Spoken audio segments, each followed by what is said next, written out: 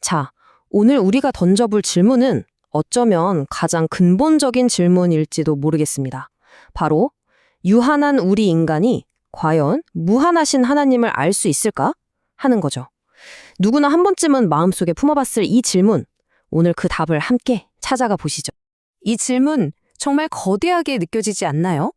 유한한 존재가 무한한 존재를 이해하려는 시도니까요. 바로 이 거대한 도전 과제가 오늘 우리가 탐구할 내용의 출발점입니다.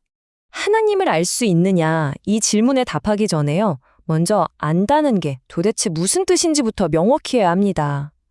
여기서 아주 중요한 두 가지 개념이 등장하거든요. 첫 번째는 불가지론이에요. 이건 뭐냐면 하나님을 아는 건 아예 불가능하다라는 입장입니다. 비유하자면 컵으로 바닷물을 다 담을 수 없으니까 바닷물이 짜다는 사실조차 절대 알 수 없다고 말하는 거랑 비슷하죠? 근데 생각해보면 좀 이상하잖아요? 우리가 바다 전체를 이해 못해도 손가락으로 살짝 찍어서 맛보면 아, 짜구나 하고 알 수 있잖아요. 바로 이 지점이 두 번째 개념인 불가이해성으로 이어집니다. 이건 뭐냐면 그래요. 우리가 하나님의 모든 것을 100% 완벽하게 이해하는 건 불가능해요.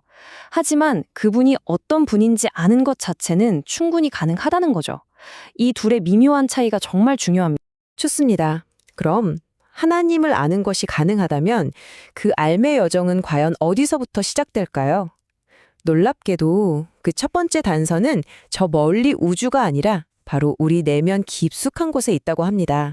이걸 선천적 지식이라고 불러요. 우리가 태어날 때부터 하나님이라는 존재에 대한 아주 희미하고 막연한 감각, 그러니까 일종의 영적인 씨앗 같은 걸 품고 있다는 생각이죠. 우리 안에 이미 심어져 있는 본능적인 출발점이라고 할 수 있겠습니다. 하지만 씨앗이 자라려면 물과 햇빛이 꼭 필요하잖아요. 이 선천적인 감각만으로는 충분하지 않다는 겁니다. 이 작은 씨앗이 온전한 나무로 무럭무럭 자라나려면 경험과 배움을 통해서 얻는 후천적 지식이라는 자양분이 반드시 필요하다는 거죠. 자, 그럼 우리 안을 살펴봤으니 이제 밖으로 눈을 돌려볼까요? 우리를 둘러싼 이 세계에서 하나님의 존재에 대한 어떤 단서들을 찾을 수 있을까요? 아주 오랫동안 수많은 사상가들이 이성과 논리를 무기 삼아서 그 답을 찾으려고 노력해 왔습니다. 여기 몇 가지 대표적인 논증들이 있습니다. 먼저 존재론적 증명. 이건 완벽한 존재를 머릿속으로 상상할 수 있다는 것 자체가 그 존재가 실제로 있다는 증거라는 거예요. 좀 철학적이죠? 다음은 우주론적 증명. 세상 모든 것에는 원인이 있잖아요. 그렇다면 이 거대한 우주를 시작하게 한 최초의 원인, 즉 첫 단추가 있어야 한다는 논리입니다. 그리고 목적론적 증명도 있어요. 복잡하고 정교한 시계를 보면 당연히 시계를 만든 사람이 떠오르죠? 그것처럼 이 정교한 우주를 보면 위대한 설계자가 떠오를 수밖에 없다는 겁니다. 또 도덕론적 증명은 우리 마음속에 있는 이건 옳고 저건 그르다 하는 보편적인 양심이 어떤 도덕적 기준을 제시한 분을 가리킨다고 보고요. 마지막으로 종족론적 증명은 시대와 장소를 초월해서 모든 문화권에 종교가 존재한다는 사실 자체가 신적인 실제의 강력한 증거라고 주장합니다. 그런데 말이죠. 이 모든 이성적인 논증들에는 분명한 한계가 있습니다. 마치 다리를 열심히 놓았는데 강 저편에 아슬아슬하게 닿지 못한 것과 같아요. 그럴 수도 있겠다는 가능성은 충분히 제시하지만 그 누구도 반박할 수 없는 확실한 증거를 주지는 못한다는 거죠. 바로 그 이성이 멈춘 지점에서 신앙은 완전히 다른 길을 우리에게 보여줍니다. 바로 성경인데요. 정말 흥미로운 건 성경은 하나님의 존재를 증명하려고 애쓰거나 논쟁하지 않는다는 점이에요.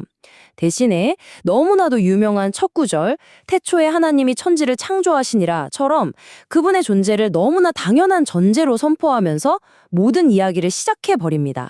만약에 철학이 하나님의 존재에 대해 흐릿한 흑백 스케치를 제공한다면 성경은 그분의 모습에 대한 아주 생생하고 다채로운 컬러 초상화를 그려준다고 할 수 있어요. 그냥 막연한 설계자나 최초의 원인을 넘어서 그분이 과연 어떤 분인지 구체적으로 알려주는 거죠. 이 구절은 이성 너머의 지식, 즉 특별 계시의 핵심을 정말 잘 보여줍니다. 하나님이 저 멀리서 우리가 관찰해야 하는 대상일 뿐만 아니라 가까운 데 있는 하나님으로서 우리에게 직접 자신을 드러내고 관계 맺기를 원하시는 분이라는 의미죠. 추상적인 개념에서 아주 인격적인 만남으로의 전환이라고 할 수 있습니다. 성경은 하나님의 본질에 대해 몇 가지 핵심적인 사실들을 알려줍니다. 첫째, 그분은 영이시기 때문에 우리의 눈이나 손 같은 물리적인 감각으로는 파악할 수 없어요. 둘째, 그분은 완전하셔서 그 어떤 것에도 의존하지 않으시고 어제나 오늘이나 영원토록 변하지 않으십니다. 마지막으로 단순성이라는 개념이 있는데요. 이건 좀 생소할 수 있는데 하나님이 여러 부분으로 조립된 존재가 아니라 순수하고 통일된 하나의 온전한 존재라는 의미를 담고 있습니다. 결국 이 모든 걸 종합해보면 하나의 멋진 여정이 그려집니다. 우리 내면의 아주 희미한 감각에서 출발해서 이성이라는 다리를 건너고 마침내 성경이라는 특별한 창을 통해서 하나님의 구체적인 모습을 발견하게 되는 그런 여정 말이죠. 자, 오늘 우리는 하나님을 알아가는 하나의 길을 쭉 따라가 봤습니다. 내면의 감각, 이성, 그리고 계시라는 세 개의 이정표를 거쳤죠. 이제 마지막으로 여러분께 질문을 던지며 마무리할까 합니다. 여러분의 삶에서 이 세 가지 이정표는 각각 어떤 의미를 가지고 있나요? 그리고 지금 당신은 이 여정의 어디쯤에 서 계신가요?